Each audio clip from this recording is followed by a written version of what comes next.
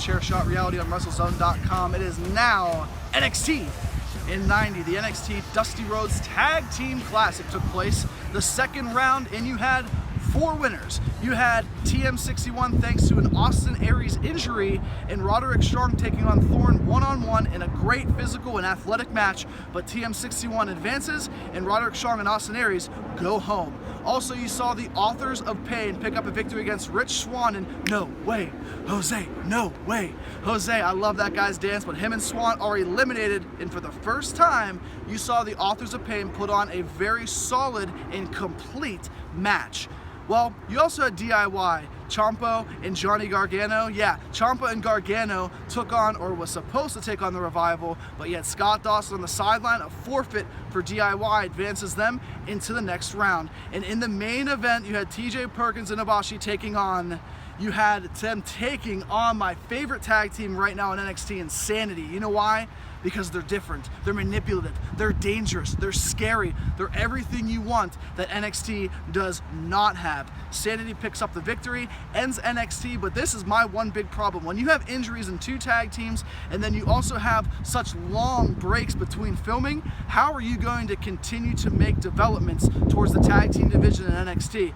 2 injuries means 2 big mistakes and 2 openings on NXT television. Well, that is your NXT in 90. I'm gonna toss it back to you guys in studio. My biggest question of the week: a new Cruiserweight champion in Brian Kendrick and a new Cruiserweight show on the WWE Network. What does this mean, guys?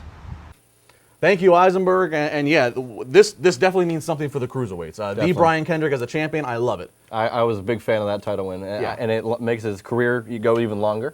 And maybe TJ Perkins gets that chase, and maybe they throw someone else in there, go after Brian Kendrick. Well, how long do you think he holds it? He could hold it for. I mean, he could hold it into 2017, quite frankly, because as we've talked about, the division is so stacked with it's such a babyface flavor with the style of it is the style. They need more time with the heel to have the belt to absolutely to grow more heels. You can Rich Swann, etc. You can just line the babyfaces up and let them work programs with Brian Kendrick now. So Brian Kendrick is the champion. So now we have this 205 Live. It's going to debut on November 29th, I believe. It's going to go right after SmackDown on the WWE Network. This affects some other things. Before we get to the cause it affects, let's just talk about the show itself. You a fan of this?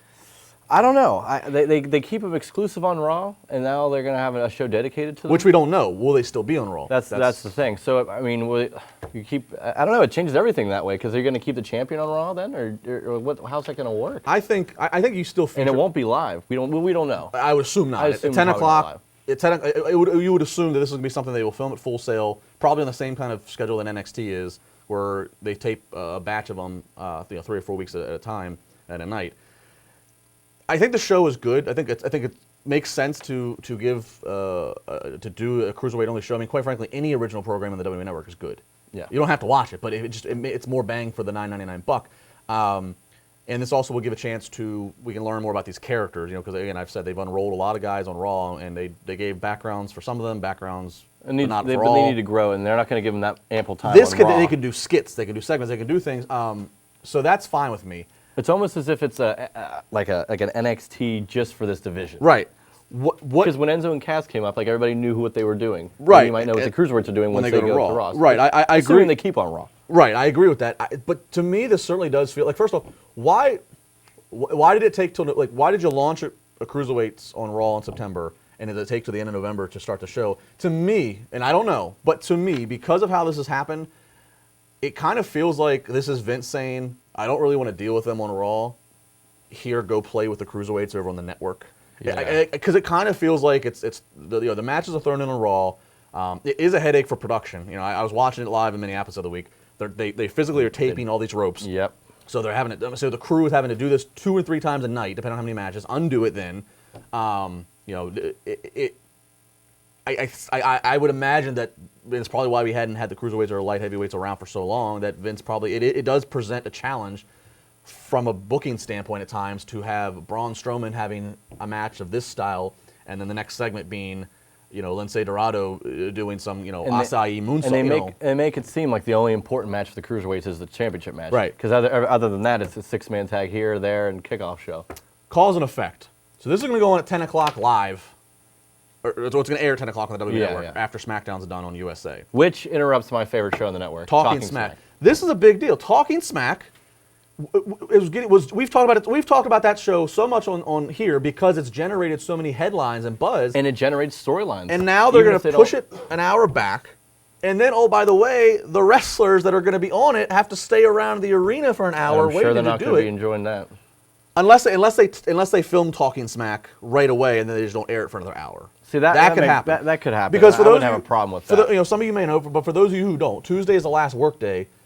That's the end of the work week for the wrestlers. So if they're on SmackDown, they finish SmackDown. Once SmackDown's over, they've been at the building now for 10 hours. So they are hungry, tired, or thirsty, or a combination of all three. So they just want to get out of that building and go satisfy whatever craving they need to fill. Hit the town, go to the hotel, whatever, and they catch the next morning flight.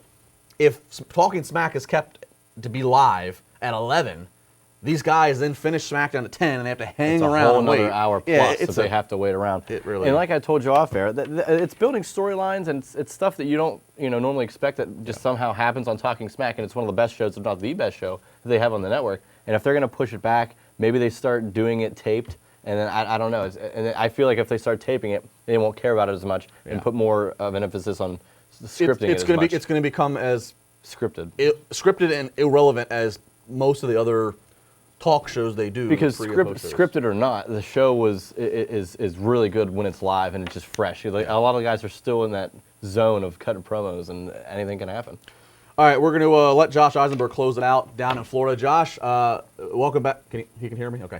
Josh, welcome back. I want to ask you, is this Cruiserweight show on the W Network, is this the right time to do it, and are you in favor of it? Yeah, I'm not in favor of this, and I'll tell you why. Because I'm scared, Justin. I'm scared that the Cruiserweights are going to be taken off of Raw in the near future and put specifically on the WWE Network. If I had the idea, if I had the opportunity to build this, I would do two things. This is what I would do. I would do the Cruiserweights on Monday Night Raw for one segment, whether it's the Cruiserweight Championship storyline or whether it's a new Cruiserweight debuting, whatever it is. So I would do that, and then what I would also do is for this 205 Live, bring in the Cruiserweight Classic guys on a weekly basis. Give that alternative programming to the WWE Network people who love to see the Cruiserweight Classic. Throw Mauro Ranallo on there, give him some extra work to do because he needs it. But I do think that this is a sign that Vince is saying to people, hey, it's not working as well as they thought it would on the main roster, because whenever you go to little towns like Little Rock, Arkansas, or when you go somewhere else, you're not sure what that's going to be and how that's going to happen and how people are going to care about it.